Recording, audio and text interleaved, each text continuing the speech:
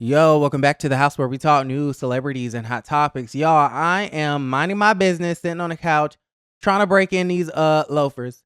And I go, you know what? Let me go ahead and turn on the camera. Okay. I want to go ahead and talk about housewives now. I know one video ago I said I was done with housewives, but did you really think I was done? I mean, come on, come on. Your favorite bitch is bad. You can't keep a bad bitch down for too long. Okay, you know what I mean? And of course, I am going to take every opportunity to whack Kenya Moore hair care because I heard that she went onto her YouTube channel and tried to whack me. Well, that's what the people on Twitter said. Okay, I don't think so highly of myself to where I'm thinking, oh, she's talking about me. But the girlies on the X were saying that Kenya Moore was talking about you, and Michelle Alien saying that y'all are stalking her salon and calling the phone numbers and booking appointments and doing this and saying that it's abandoned. And so, Kenya, let me just say this. It is true that the Kenya Moore hair care product is on the bottom shelf, if it's still there, of CVS Dusty, expired, and not being restocked. It is true that the salon appears abandoned. It is true that, yes, when we called the phone number, nobody answered. It is true that you don't have a separate website for the salon. It is true, per your own words. Now we're finding out that you're having a dispute with the landlord. Apparently she had invested $79,000 into that second floor and whatnot. They were supposed to reimburse her somehow. So she's like, okay, I'm not going to pay rent because I ain't received my $79,000 back or however much it was. So she says she's not paying rent and she says that she can be out of there T-minus any day now. Y'all, those are not my words. This is not me making this up. I didn't dig for this information. She told us this information on her YouTube channel. Those are the facts. You can't be upset with me because I'm calling out the facts. And now that you want to say, oh, this person is a stalker, this person is this, you calling up this, why do you care? It's not your money. I care because I'm getting paid, boo.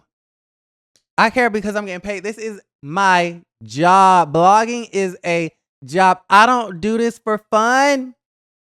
Well, it is kind of fun sometimes. But I don't do this for my health. I don't do it because I just like talking about Kenya Moore. I'm doing it because it's my job and people expect me to do it. So I'm going to do it, and I'm going to do it with integrity, and I'm going to do it to the best of my ability because that's just what I do. Okay? So it is what it is, and it's going to be what it's going to be. Listen. Now, I did see this today. She posted to her Instagram story. It says, Kenya Moore pop-up featuring designer fashions from Kenya Moore's personal closet and Kenya Moore hair care. Saturday, June 21st, 10 a.m. to 6 p.m.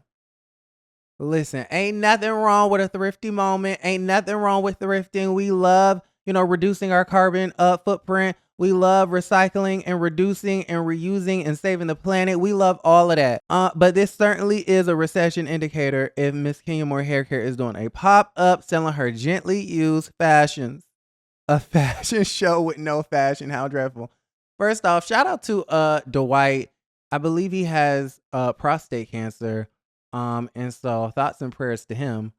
But one of the most iconic lines in Real Housewives of Atlanta history, a fashion show with no fashions, how dreadful. Nothing wrong with a pop-up shop with, used clothing. Listen, what's even more interesting than the clothes, though, is that it says it's from 10 a.m. to 6 p.m. and it's there's going to be cocktails and raffles.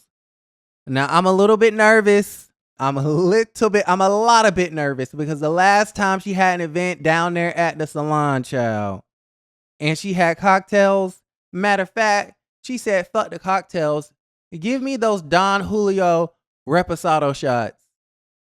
And was downing them and downing them and downing them and downing them. And then all of a sudden you see Britt Eady and Kelly Farrell walk into the salon and her face goes.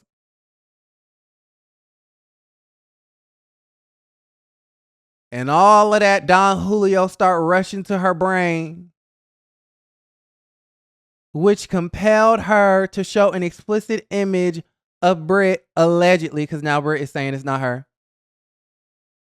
Which then in turn leads us to this $20 million lawsuit that Bravo now has to deal with because of Kenya's actions.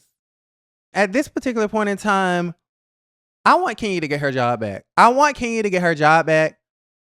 Because I feel like she tossing and turning at night. I feel like Team Twirl is tossing and turning at night. Now, listen, I don't know if she'll be on season 17 because of this $20 million situation NBC Universal has on their hands, but maybe season 18, 19, 20. Okay, hashtag season 21. I want her to get her job back because, child, I don't know what's going on with Empire. Anyways, in other news, Porsha Williams will be on Traitors season 4. It was originally supposed to be Nene, and then Nene dropped out for whatever reason, so Porsha swooped in and got that job. Porsha also finalized the divorce. Her enemies have been swept away all the way back to Nigeria. Simon Gobadia has been deported back. Listen, if Trump didn't do nothing else, he was going to deport everyone who wasn't born here, child. It's a mess. But the judge also finalized the divorce and enforced the prenup. She apparently was making $30,000 a month as a girlfriend, and then Simon bumped it up to $40,000 to sort of supplement her income because she did quit Dish Nation and she quit the Real Housewives of Atlanta. Apparently, she was making $1.6 to $2 million a season. So now she's going to be allotted $40,000 a month for alimony. I believe I read there's some sort of like a lump sum situation. She gets equity in the home. She gets to live in that mansion for 36 months. She gets to keep the Rolls Royce, I believe. What else?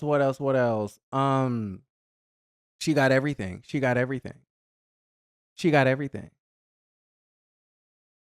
My thing is, it's not a scam if it's legal.